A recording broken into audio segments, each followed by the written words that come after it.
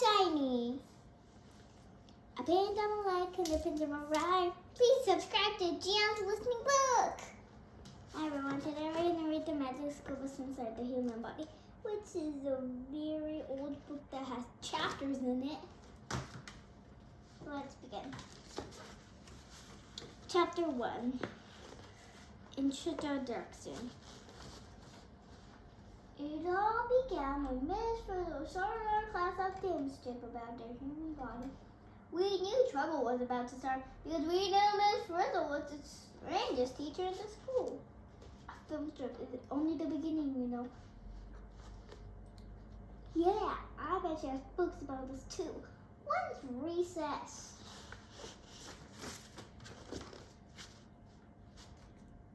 The very next day, the Frizz made us do an experiment on our own bodies.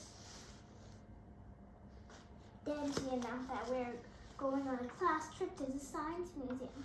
We're going to see an exhibit about how our bodies get energy from the food we eat.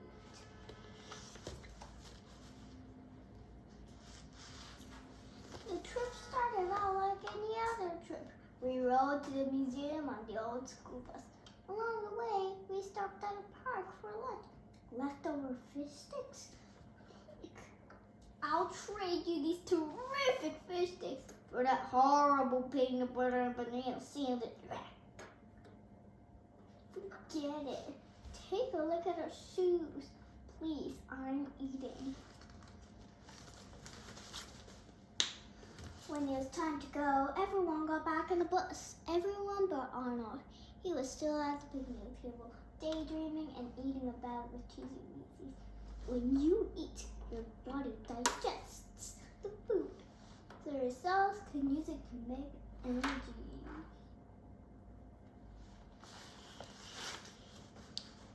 Chapter 2. Energy. Hurry up, Arnold, called Miss Frizzle. She reached for the ignition key, but instead, she pushed a strange little button nearby. Arnold really had to lunch. At once, we started shrieking and spinning through the air. From inside, we couldn't see what was happening. All we knew was that he landed suddenly. Hey, where's the bus? And then we were going down a dark tunnel. We had no idea where we were. But as usual, Miss Frizzle knew. She said we are inside a human body, going down the esophagus, the tube that leads from the mouth to the stomach. Most of us were too upset about leaving Arnold behind to pay much attention. We are now passing into the stomach, said Miss Frizzle. The blood is exactly quiet in there. The walls of the stomach move in and out, turning and mashing food into thick liquid. The bus was turning round and round, and digestive juice splashed the windows. Now we knew how it felt to be a hamburger. Roll up your windows, Joseph. Yuck! Miss Frizzle jumped to the bottom of the stomach. We'll drag your wrists opening for the small intestine, she said. I don't feel so good. Maybe it was something I ate. Poor kid.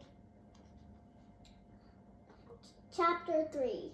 The small antennae. The small antennae was a coiled up hollow tube. The inner walls of the tube were covered in tiny fingers called villi. In the villi are tiny blood vessels, food molecules that are taken into these blood vessels, said Miss Frizzle. Once the food is in the blood, it can travel all around the body. But we felt ourselves getting even smaller. Miss Frizzle started driving into one of the villi. She was going straight into a blood vessel.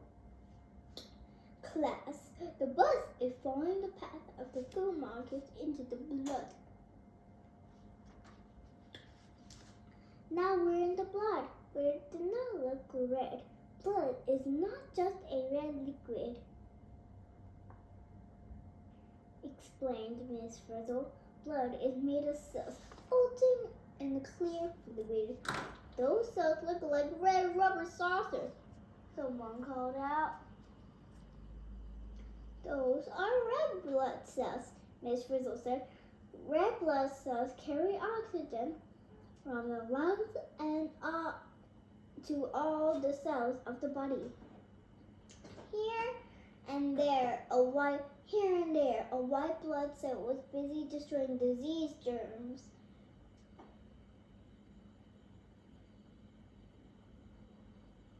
Protecting your body from white blood cells are like soldiers protecting your body from enemies, said Miss Frizzle.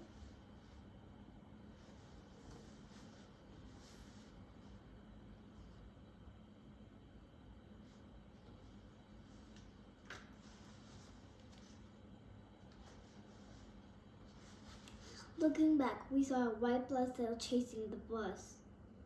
We'll be safer with the red blood cells, kids, said Miss Frizzle. She reached for the handle that controlled the bus's doors. Don't do it, we cried. But when did Miss Frizzle ever listen? The doors of the bus flew open. We were swept out of the bus.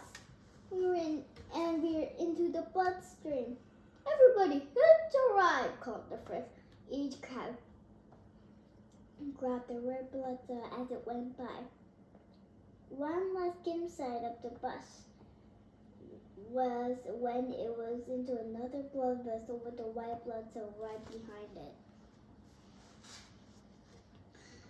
Chapter 4. Down the tube. The next thing we knew, we had flowed into the heart. Inside the heart are 4 hollow spaces inside chambers, said Ms. F. Each chamber is a little pump.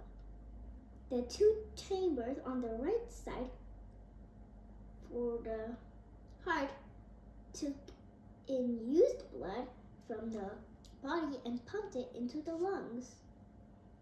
In the lungs, the red cells picked up fresh oxygen.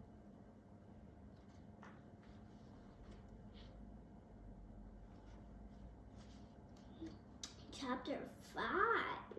Inside the lungs. From the lungs, our red blood cells carried us back to the heart. This time we're on the left side of the heart, the side that pumps fresh blood back to the body again. Kids, it looks like these red blood cells are on the way to the brain, said Miss Frizzle. Look, when the red blood cells carry up oxygen, they turn bright red. When we reached the brain, we let go of our red blood cells and we squeezed out of the blood vessel. It was hard to believe that this wrinkled clay blob was the control of the center of the body. Miss Frizzle said the brain is made of billions of busy nerve cells that are constantly sending and receiving messages from the eyes, ears, muscles, and other parts of the body. Chapter 6. The bones. We left the head by climbing down the bones of the spine. Inside the bones were the spinal cord and a thick bundle of nerve cells stretching from the brain. Small bundles of nerve cells branched out of each side to the spinal cord. These carried nerve messages to all the body. We followed some nerves that went to the leg muscles. The leg muscles were working hard. They needed a lot of energy. They used up a lot of food and oxygen from the blood. The heart was beating faster to carry fresh blood to the muscle cells. We entered a nearby blood vessel. The blood was moving so fast we were afraid we could lose each other. But at that moment, the school bus floated by. What a relief. We jumped on and went up through the heart and lungs again. just like the way we were before. We emerged from the bloodstream. We're in a huge open space. Where are we? Asked the kid. Miss Frizzle explained, children, this is the nasal cavity. The what? We asked. The inside of the nose, asked Miss Frizzle. Suddenly we heard a deafening noise. It sounded like, We're in the nose? I am so grossed out. I think I'm going to sneeze. Use your hanky. Then we heard, chew!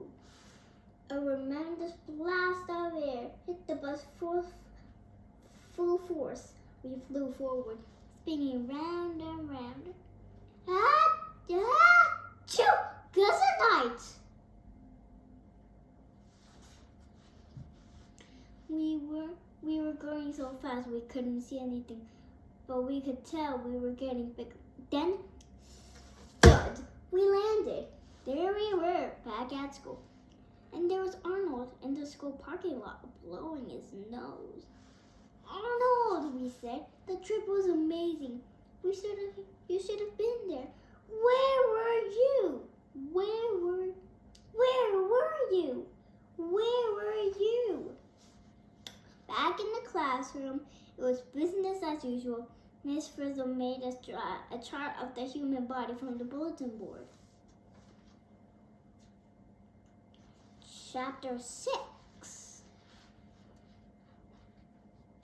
The body parts.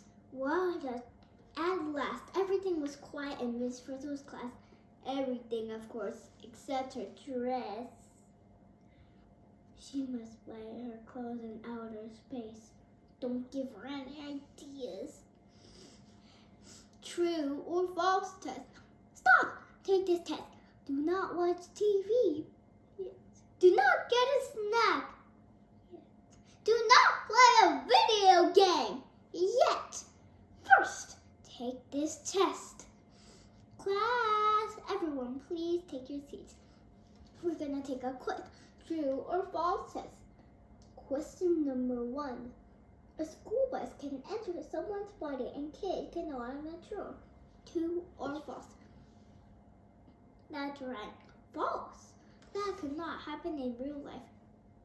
Not even to Arnold. Question number 2. Museums are born. True or false? False.